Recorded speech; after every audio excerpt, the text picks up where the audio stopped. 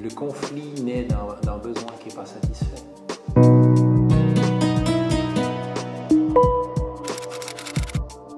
Bonjour, bienvenue sur cette nouvelle vidéo d'enseigner.org. Je m'appelle Michael et aujourd'hui je vous présente une vidéo un petit peu particulière. Comme vous pouvez le voir, je ne suis pas confortablement installé, mais je suis en promenade pour aller rendre visite à Marcel Paris, avocat et médiateur à Yverdon-les-Bains. Lorsqu'on parle de médiation, on pense directement à ces personnes auxquelles on fait appel lorsque certains élèves ont des conflits récurrents et qu'il est temps de discuter de manière approfondie de leurs relations. Mais aujourd'hui, j'aimerais vous proposer une autre vue de la médiation. Est-ce que la médiation a des principes à nous apprendre pour notre vie de classe, pour la manière dont on vit nos relations au sein même de la classe? Et est-ce que, par quelques principes de médiation, on pourrait instaurer un climat de classe qui soit agréable pour tous? Ce sera le sujet de notre entretien avec Marcel Paris. Bonjour Marcel, merci de me recevoir chez toi, dans ton étude, au centre-ville d'Yverdon. Et ce qui peut peut-être paraître bizarre pour nos auditeurs, nos viewers, c'est qu'est-ce que l'école et une étude d'avocat peuvent avoir en commun? D'être occupé par des êtres humains qui ont des relations les uns avec les autres.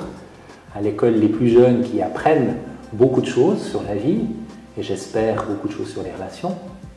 Et dans une étude d'avocat, on essaie d'aider les gens à résoudre les difficultés qu'ils ont dans leurs relations à différents niveaux, que ce soit des relations familiales, des relations de travail, des relations au niveau de l'habitation, etc. Merci beaucoup. Dans nos écoles, nous avons l'habitude d'avoir des médiateurs qui interviennent lorsque les conflits sont importants et que les élèves, parfois avec l'assistance des enseignants, n'ont pas pu les résoudre.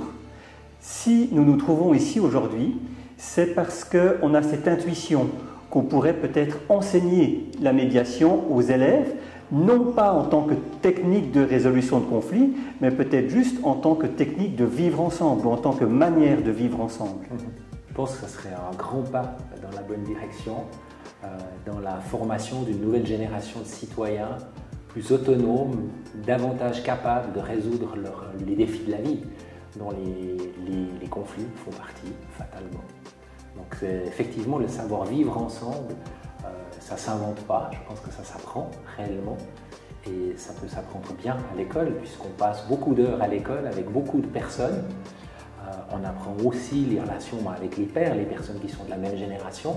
On apprend aussi à respecter l'enseignant, une direction, un concierge, quelqu'un à la cantine. Donc on apprend à se mouvoir dans l'espace social en s'ajustant les uns aux autres. Et ça, je pense que c'est extrêmement précieux si cet apprentissage peut se faire non pas par défaut, mais consciemment. Et donc, si on veut être intentionnel dans cet apprentissage, est-ce que tu aurais des clés ou des pistes ou des éléments qu'il faudrait qu'on prenne en compte et peut-être qu'on puisse enseigner à nos élèves? Moi, je salue déjà premièrement les innovations qui ont lieu et ce mouvement vers l'intelligence émotionnelle qui, à mon avis, est un grand avantage dans cette génération par rapport aux générations passées. C'est-à-dire que les enfants font la météo de leurs émotions le matin, ils apprennent à exprimer leurs émotions, leurs ressentis. Donc ça, c'est vraiment un point qui, à mon avis, existe déjà, en tout cas qu'il y a un mouvement, il y a un courant qui l'amène dans les écoles, donc ça c'est très positif. Et ça aide beaucoup lorsqu'il s'agit de gérer les émotions qui sont fortes, comme la colère, la tristesse, c'est celle qu'on rencontre le plus souvent dans le conflit, dans le différend. Après ça, ce qui serait vraiment utile de développer chez les enfants et chez les jeunes, c'est l'intelligence relationnelle, la conscience que je ne suis pas seulement un être vivant, moi, avec mes émotions que j'exprime, mais qu'il y a l'autre qui existe, avec exactement le même bagage, le même câblage émotionnel que moi, ou presque, et de pouvoir en prendre conscience, savoir lire les informations que je reçois, les informations verbales, les informations non verbales, et apprendre à gérer la relation en tant que telle. Donc développer une culture dans laquelle je suis conscient que l'autre existe et que je suis en relation avec lui. Et ce qui serait encore peut-être la cerise sur le gâteau ou le sommet de la construction, c'est vraiment de donner la compréhension de ce qu'est un conflit, une certaine vision du conflit. On dit dans mon métier que dans 90% des cas, les gens résolvent leurs conflits en le fuyant. Ce qui est une très très bonne manière de faire et que la nature, beaucoup d'animaux dans la nature connaissent. Malheureusement, il semblerait que ce ne soit pas la seule et pas forcément la meilleure puisque les problèmes se représentent par la suite. Et donc leur donner une culture de résolution du conflit. Et pour faire les choses de manière très simple, je pense qu'un conflit naît chaque fois qu'un besoin personnel n'est pas satisfait, qu'il n'est pas rencontré. Je donne souvent cette image du caillou dans la chaussure. Un caillou, c'est peu de choses, ça peut paraître insignifiant, mais sur la durée, ça irrite. Ça irrite, ça met en colère, ça nous tire des larmes. Et de reconnaître ce besoin, c'est-à-dire de dire « Ah, mais tiens, j'ai un caillou dans la chaussure, j'ai un besoin qui personnellement n'est pas satisfait », de pouvoir mettre un nom dessus. J'ai besoin de sécurité, j'ai besoin de calme, j'ai besoin d'affection, on peut avoir toute une série de besoins divers et variés. De pouvoir l'exprimer de façon suffisamment claire pour qu'autrui puisse l'entendre, dans l'idéal le comprendre. Et puis, la même chose que pour les émotions, être capable d'entendre le besoin formulé par l'autre, le comprendre et à partir de là, ensemble construire une solution. Le grand bénéfice de l'école, c'est qu'on a des occasions d'apprendre tous les jours, avec une multitude de sujets presque insignifiants. Mais c'est des occasions de s'entraîner, sans avoir un processus particulier, sans qu'il y ait une période dédiée à cette question-là, simplement dans le vivre ensemble, dans le quotidien. Et ça, je pense que si on arrive à développer ça chez les enfants, donc en plus de la culture ou l'intelligence émotionnelle, l'intelligence relationnelle et cette culture du conflit, de comprendre ce que c'est un conflit, de vivre avec et de trouver les clés pour se comprendre, ce serait évidemment un grand bienfait pour notre société. D'accord, donc si je comprends bien ce que tu dis, la première étape en fait c'est de reconnaître et d'accepter nos émotions et les besoins qu'on peut ressentir pour ensuite pouvoir faire le même chemin avec celui qui va être à côté ou en face de nous suivant les relations, tout en comprenant qu'il ne va pas forcément ressentir les mêmes choses de la même manière que nous, même s'il est dans la même situation. Je pense que là, il y a aussi un enjeu important. Là, il y a un enjeu très important. Nous avons tous une manière de voir le monde et des choses identiques. Dans mon métier, je pratique souvent cette démonstration avec des gens d'âge mûr. Je prends un simple objet, un livre que je pose sur la table entre deux personnes. Je leur demande de décrire ce qu'elles voient. Elles me décrivent évidemment le même objet, la même réalité, mais c'est jamais complètement la même. Et de prendre conscience de ça concrètement, les deux ont raison. Et on n'arrivera jamais à se mettre d'accord sur qui a raison ou a tort. Cette prise de conscience-là, effectivement, ça c'est un déclic essentiel parce que il y a ce que je vois, ce que l'autre voit et ce que ensemble nous ne voyons pas encore. Et c'est tout l'art de la résolution du conflit. C'est ce qui fait que ça demande de la créativité, de l'inventivité, et c'est ce qui fait le sel de ce genre d'activité. D'accord. On parle aussi de cette méthode ou de ce truc « moi à ta place ».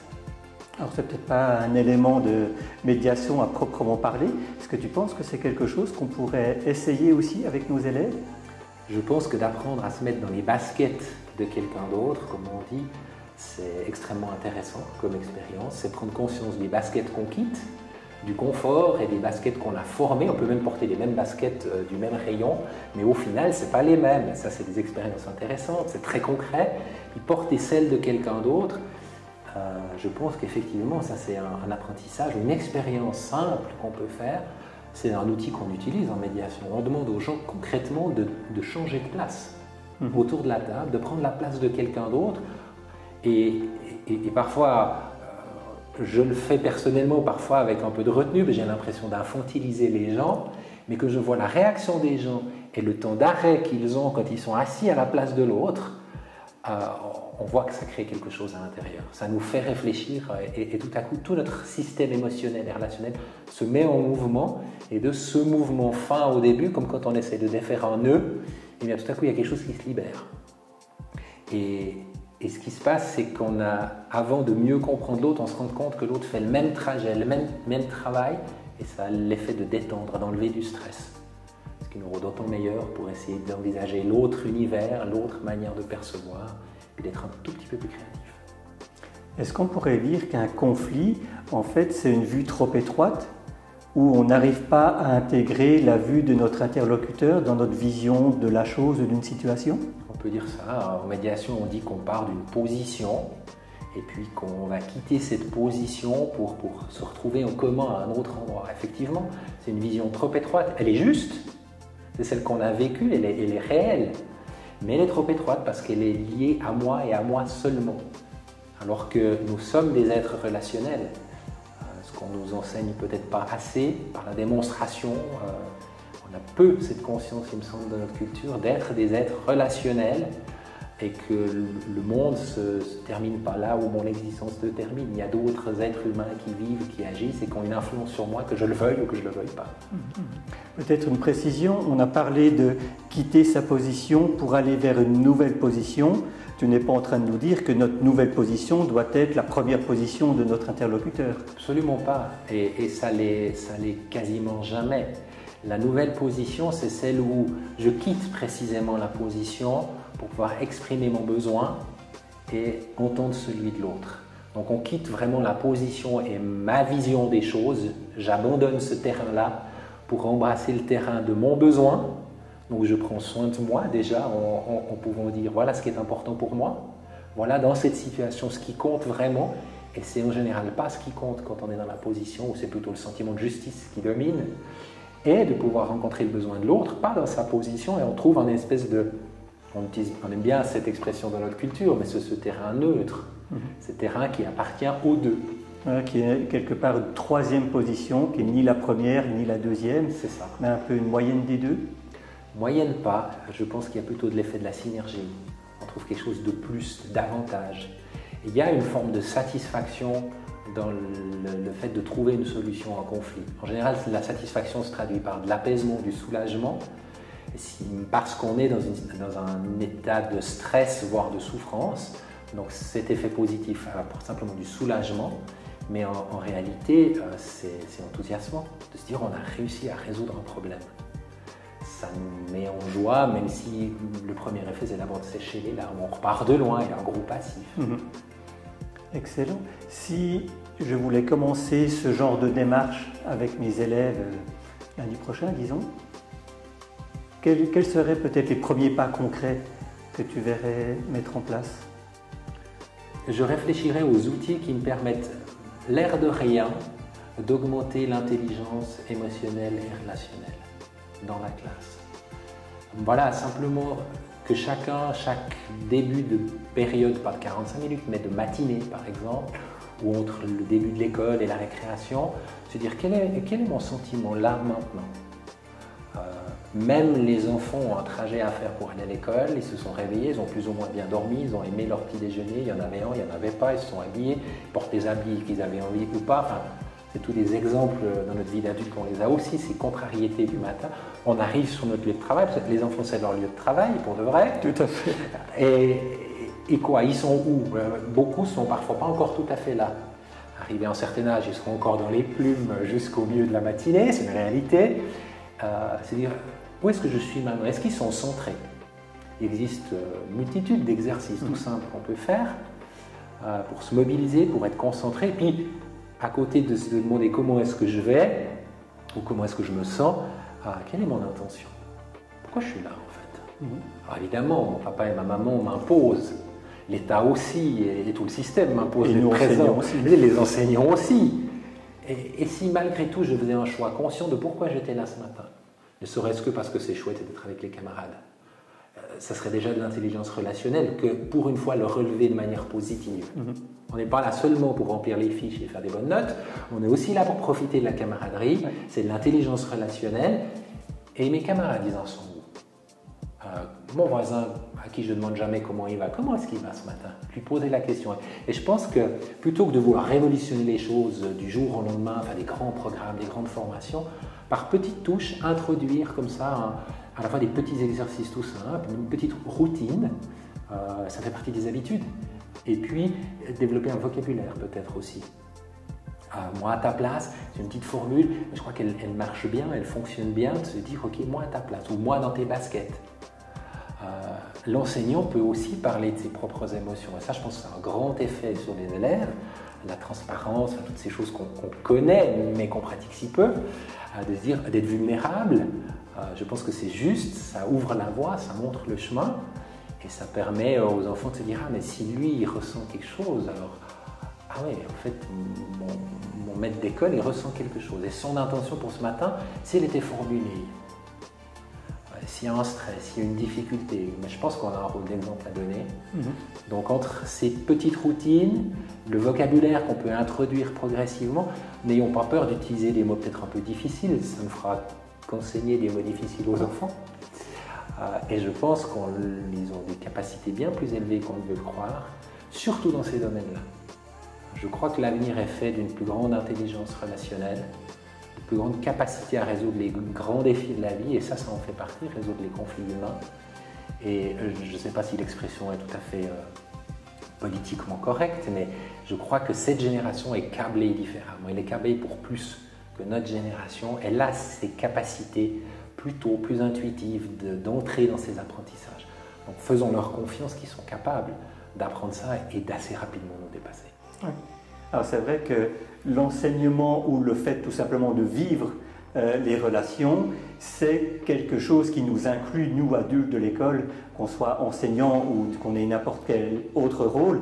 J'ai déjà eu l'occasion de leur dire, ben voilà, là aujourd'hui je suis frustré parce qu'on m'a promis une palette de matériel, parce que j'attendais vos livres de maths et que j'ai reçu que les pions et des petites choses qui ne sont pas intéressantes. Mais aller au-delà de leur dire, ben voilà, je suis frustré et donc tenez-vous à carreau parce que je suis à la limite et le premier truc que vous ferez de travers, il va exploser. Et leur dire, ben ça me demande du travail, c'est pas de votre faute, vous n'avez rien fait et je vais faire l'effort d'être sympathique avec vous aujourd'hui et de leur demander, mais est-ce que vous avez déjà eu des situations entre vous ou à la maison où vous étiez fâché à cause de quelque chose et que quelque part vous vous êtes vengé sur quelque chose d'autre parce que c'était là en vous, et puis est-ce qu'au contraire vous avez réussi à ne pas vous venger sur quelqu'un qui n'était pas partie prenante, ou tout simplement avoir un peu de résilience et puis à entrer dans la journée autrement. Effectivement, à partir du moment où l'enseignant parle de son vécu, les enfants ont beaucoup plus envie de parler du leur, et je pense que dans ce domaine-là, peut-être beaucoup plus que dans tous les autres, on quitte la position d'un adulte qui enseigne aux enfants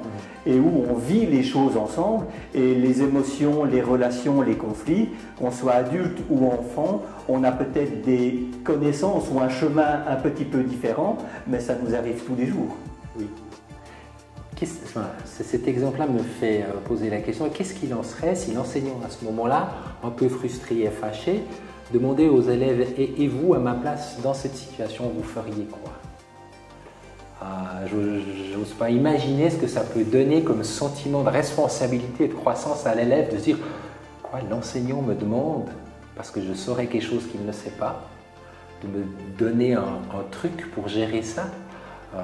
Je pense qu'on pourrait être surpris. Effectivement. À la fois sur la solution très concrète qui est proposée, est-ce que ça peut créer comme dynamique. Je pense que c'est risqué, et c'est des risques qui ne sont pas évidents à prendre parce que ça nous demande de changer de posture. Ça, je crois que c'est un des grands défis pour les adultes dans ces choses-là. Mais peut-être qu'il pourrait y avoir des bénéfices dans la dynamique de classe et dans la manière de se parler et d'échanger sur les défis, ou peut-être l'enseignant gagnerait lui-même un plus grand droit de parole de se mettre à la place des élèves pour leur donner une instruction ou un conseil à un moment donné. Intelligence émotionnelle, intelligence relationnelle, apprendre ensemble, élèves et enseignants, à se mettre à la place de l'autre, à comprendre son besoin. Pas sûr qu'une scolarité entière soit suffisante pour mettre en pratique tout ce que nous venons d'entendre. Des belles idées à méditer durant ces prochaines semaines, d'autant plus que aucune vidéo ne sortira en début de l'année. Je prends une petite pause pour les fêtes de fin d'année. Nous nous retrouverons en février. En attendant, ça m'intéresserait bien de savoir ce que vous faites dans vos classes par rapport à ces intelligences émotionnelles et relationnelles. Les expériences que vous avez vécues, peut-être quelques outils pratiques que vous pouvez nous donner. N'hésitez pas à mettre tout cela en commentaire. Et puis, comme d'habitude, mettez un petit pouce, partagez cette vidéo sur vos réseaux sociaux et abonnez-vous si ce n'est pas encore fait. Sur ce, je vous souhaite une très bonne période de fête de fin d'année et je me réjouis de vous retrouver début février. À bientôt!